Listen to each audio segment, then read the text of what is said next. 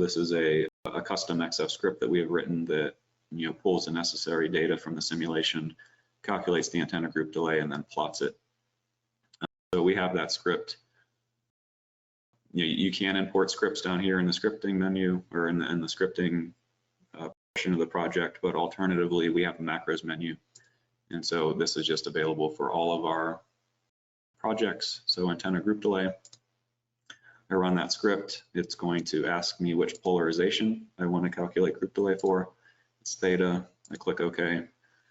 The macro runs for a second, and we get the the group delay result down here at the bottom. So if you wanted to look at a different plane or a different set of observation angles, you can do that. You can rerun the script.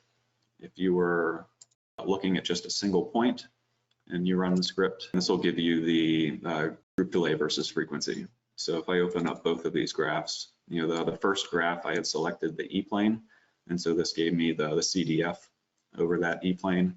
The second time I selected a single point. If you select a single point, well, then you get the group delay versus frequency. So that's, I guess, basically how it's implemented in XF and how you can access this data through XF and through the user interface and through the script that we wrote for post-processing.